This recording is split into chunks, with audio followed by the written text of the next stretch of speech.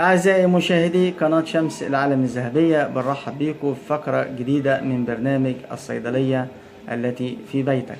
النهاردة معانا أولفنت شراب. أولفنت شراب ده لابد أن يكون مكون أساسي من مكونات الصيدلية اللي بتكون في بيتك. احنا عارفين طبعا ان فصل الشتاء تعرض الأطفال والكبار لنزلات برد سريعة أو ضيق في التنفس، وبيصاب الشخص ببلغم شديد بيعوق عن بلع ريقه أو التنفس. النهاردة معانا أولفنت شراب. أولفنت شراب هو الحل السحري بفضل ربنا، بيلعب أكثر من دور في فتح للتنفس أو موسع للشعب الهوائية.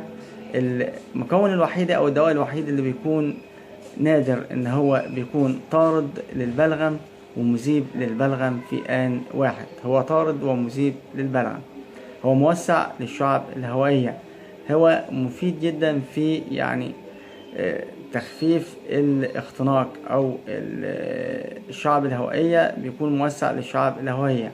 ألفت شراب خالي من الألوان الصناعية. أولفنت شراب بمادة المنتول، والمنتول حلوة جدا ومقبولة للأطفال والكبار. أولفنت شراب هام جدا ان انا لو حسيت بشعور بالتنفس، كان عندي كحة شديدة، هو بيعالج الكحة ومساعد في علاج الكحة كمان.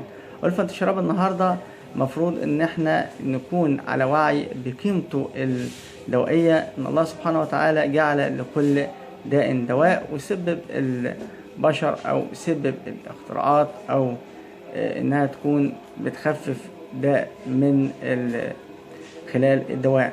بنرحب بكم مع قناة شمس العالم الذهبية في برنامج الصيدلية التي في بيتك، في فقرة جديدة مع أولفنت شراب. تحياتنا مع قناة شمس العالم الذهبية، دواء ذهبي.